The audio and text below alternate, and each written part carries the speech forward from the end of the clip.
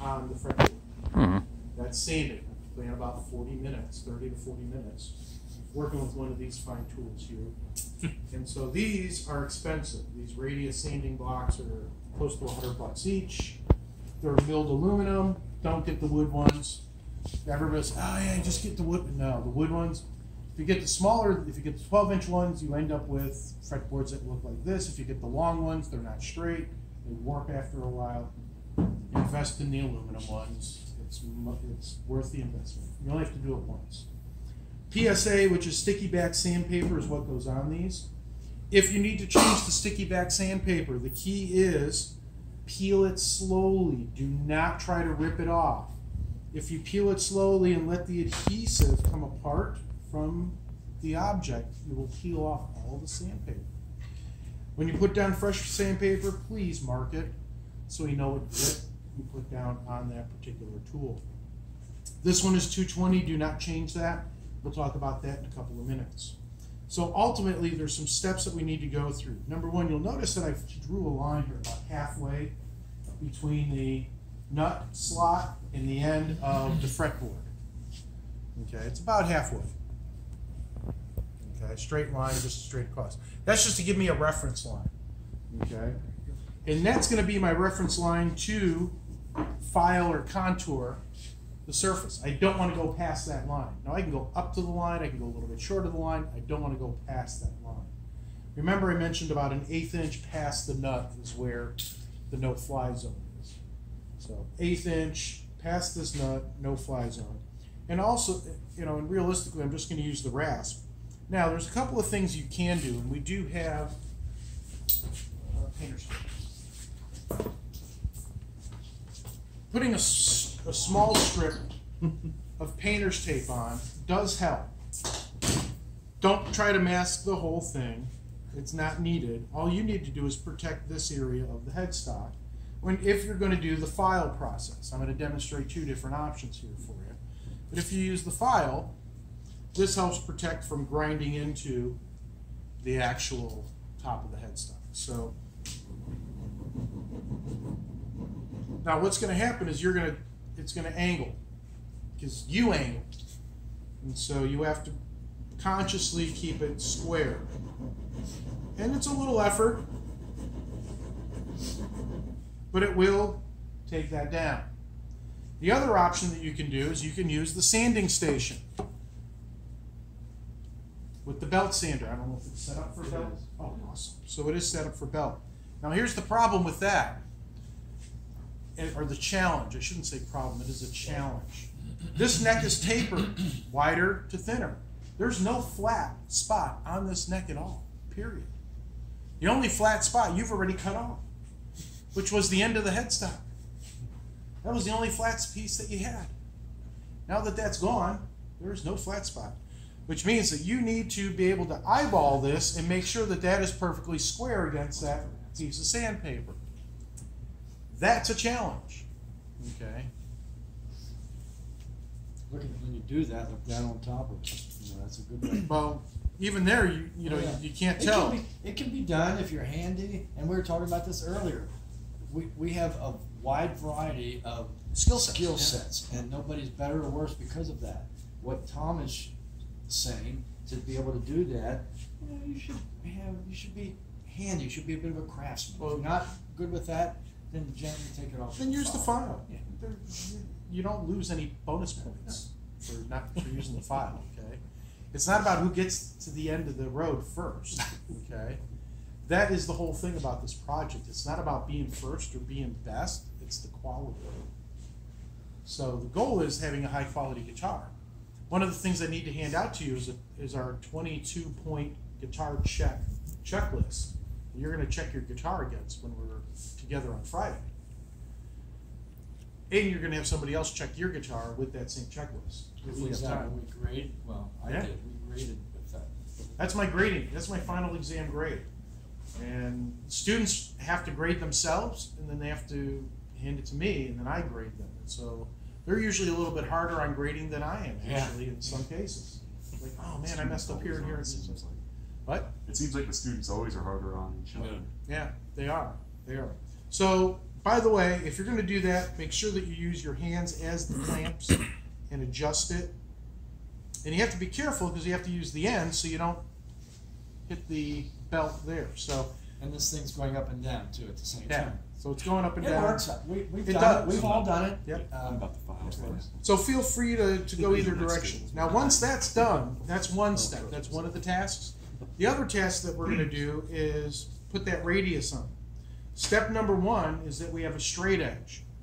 Okay, well, this is the expensive straight edge. And so just let me say something about that. There's 2 of these straight edges and 4 of these. These are just as flat.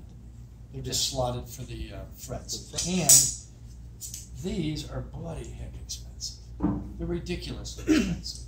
So this shouldn't be used for anything other than what we're doing, you know. Your students will want to use it for something. It's one of those things, unfortunately, that, like Tom was talking about tools, there's some things you can get away with just by cheap. Some things you can't. That's one of them. Okay, so now I want everybody to do this. This is a hands-on test. What I want you to do is take and put this straight edge on here and twist that. Because I want you to feel that. So everybody go through and please do that. Just set it there and kind of twist it. Feel you got a little bit of resistance, but it's pretty easy to twist. And it rocks, right?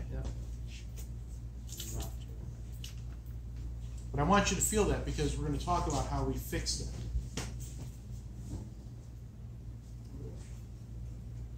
Yeah, it's kind of interesting.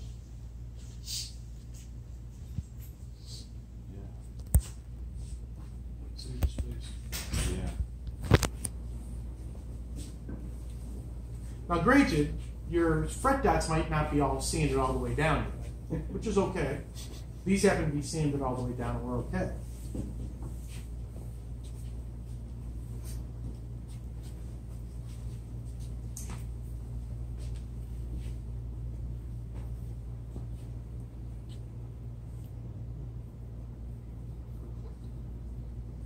I'm good. I've done a lot of this. Okay.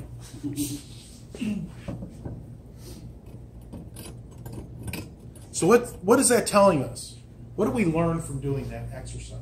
Got a high spot in the center. Yeah. So it's bowed this way, right? We talked about the truss rod being in there. Well, now we've got to take the truss rod and mechanically change the neck to make sure it's flat.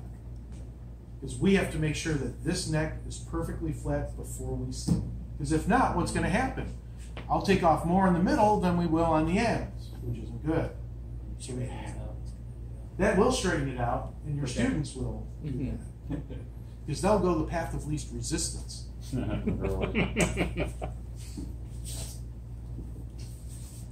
need to untape this to get to the truss rod access port. All right. So, looking at the end of the truss rod. Okay, so when you look at the end of the truss rod, you turn to the right, righty, lifty, lefty, droppy.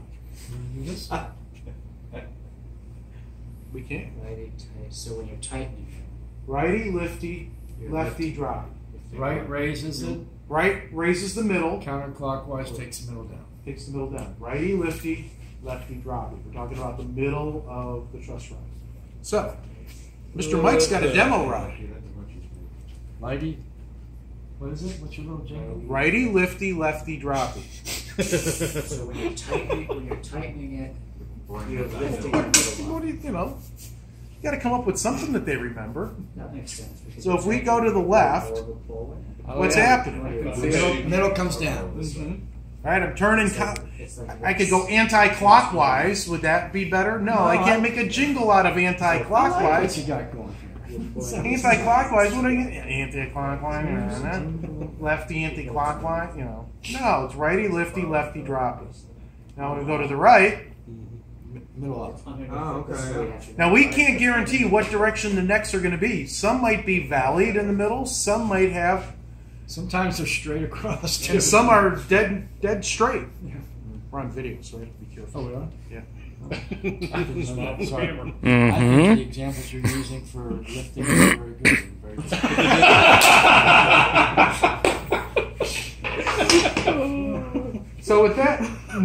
So with that knowledge, we're going to turn this to the left, and we're going to lower the middle. With that knowledge, we are going to. So make sure that it seats all the way into the truss rod before you turn it, so you don't basically strip the. That's a bad deal. So I got it snugged up. I did it an 1/8 of a turn. I snugged it up because you feel it, and then you do an 1/8 of a turn. Okay, we're still there. It's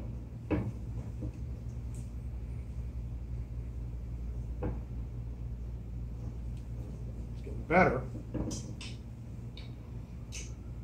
Now, if you put the truss rod in upside down, It won't go in right anyhow. You have extra time, right? you will. Now you will. But if you put it in upside down, then you will run into an issue because that equation goes all the way to. Do you have a jingle for the upside down truss rod? That would be what? Lefty lifty, righty droppy. Just, oh crap. I think that's It's actually easier right now. I like that one. Lefty, Oh, lefty, crap. lefty.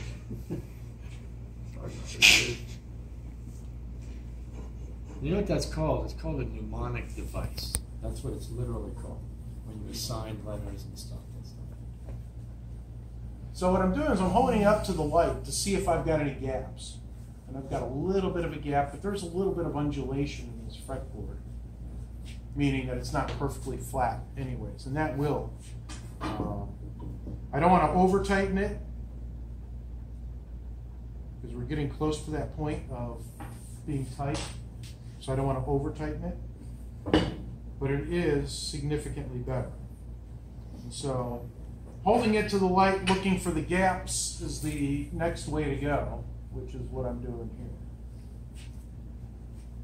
And so I've got about an even level of gap across it. So it's good to go. What he's saying is once you start seeing the daylight come up, you might see like that, but you've taken the bow out, and that rest is going to stand out. But if you didn't do that, and you tried to sand your radius in, that would be a mess. So we have one of these stations set up here. Kind Well, of. It's a little creeper. So this is actually an ergonomic trick. Okay. You actually just want to rock with your body. You don't want to move your arms doing this. Why do you want to have your arms not do this? So in essence, you're going to be all over the place. Didn't we say we're doing this for like 40 minutes? So awkwardness would be like.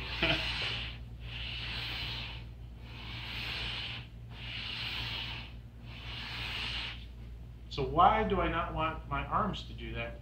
Why do I want to have my body move like that? Keep it straight. Oh, yeah. It's all about straightness. The bigger the muscle, the straighter the movement, the more control you have on what's happening. You're focusing on keeping this down the center line. That's the goal. Can I add something here? Go for it. You know, yesterday when we started with big chunks of wood, and every day it gets a little fine-tuner and fine-tuner. And those of you that play realize that the playing surface is like major important. So, lack of detail, paying attention to detail, and just not paying attention really creates issues when you fret it, and then we're trying to get this thing to quit buzz. So everything you do now to the neck, from now on to when we go to set it up on Friday, everything is either going to make that easier and a good process, or it's going to make it more difficult. So everything we do now to the neck, it just starts getting more fine-tuned. So I just want to encourage you, everybody, and including if you are a player, you have an appreciation for what a guitar is to do. It makes sense that there'd be a lot of time and attention spent on the playing surface, the fretboard. So, and when you go to, I'm sorry, when Tom's done here, we're going to turn you loose. Find places to do this. It seems like the maple tops are the best, and that table out there, I think, is a good one. So, I think two can go on that the finishing table. So there's double face tape here, and there's. And you don't need much. You can just use. All you need is a couple of pieces, a couple inches, and that's going to hold this in place. Yeah. and then get like a 150 or a 100. 100 to start. 100 or 150, and mark it. There's a marker there, and then make sure buy it as a 220. You're going to have a lot of people. You've got enough to set, you know, a couple of the aggressive ones up, because that's what everybody's going to need right at first. And Yeah. this one is just a touch on. So what's going to happen is you're going to get this radius, and then what you want to do is you want to take and draw some marks on here, because the marks in the middle are what's going to, you know, well, you're going to sand these away. But what you're going to see is that it's going to turn into a V. So this sands first, and then it works its way down the fretboard.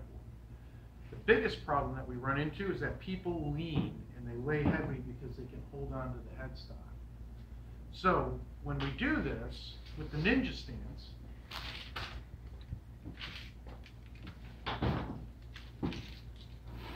every 15 or 20,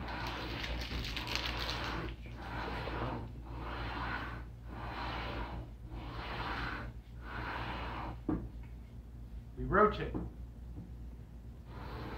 If you're right-handed, you lean to the right. I'm starting to do it.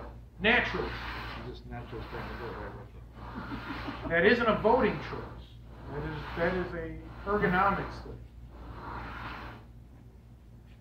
And so what's going to happen is that you have to rotate every 15 to 20 strokes to keep this even. If you don't, then what will happen is that one side is going to sand more than the other, and then we have to try to fix it, and it becomes a bigger and bigger issue as we go down the pathway to fix it. When you're totally done with the 100, you can do 150. The 220 we don't sand until we actually have a coat of finish on it. So once we're done, we got to clean out every one of these grooves, get all the dust out of it. We're going to take and have a damp True Oil cloth and just lightly wipe it on here. That's it. Just the fretboard. Just the fretboard, not the back or anything else. Because we want We're it to going to dry. fret today. Yeah. We want it to dry. Now once you have that done, then you come to the 220. It's kind of like a grain raise. You raised the grain a little bit on the fretboard when you did that, and we'll just see how lightly he did. You're just smoothing it up. You're just smoothing We're it getting off. ready to fret, right? And then once you're done with that, you're ready to fret. Now if you took off too much finish, then you can put another light coat of finish and then fret. Would you talk about, you know, sanding the nut slot off? So, Nobody intends to do that, but well, it goes back to, yeah, this is important. it goes back to leaning too hard on the headstock. Yeah. And what will happen is, as you continue to go, you'll see, as I said, the V thing happen. Once you start to see the V, don't run the nut all the way into the sandpaper. Obviously, the best way to do this is to get the most coverage as possible. That's the fastest way you're going to sand, is getting as much sandpaper contact as possible. Little short ones, you're going to get the uneven fretboard, guaranteed. Then, as this sands, we don't want to get this too shallow. And by the way, the students will sand that and get it real shallow. As long as there is a lip there, do nothing. Because we cut the depth of this slot exactly to the height of the nut that you need. The minute you deepen that, then you got to put a shim in and all this other stuff. It is really important what Tom is telling you about. We have so many times, your students, and we have participants, that thing will be barely 32nd of an barely inch. an edge. Yeah. So 32nd of an we're inch. just encouraging you not to do that, you know, and make sure your students do. So be careful not to sand. You can see how it's sanding off the edges already. I leaned a little heavier on one side than the other, just with that line on the end. So you can see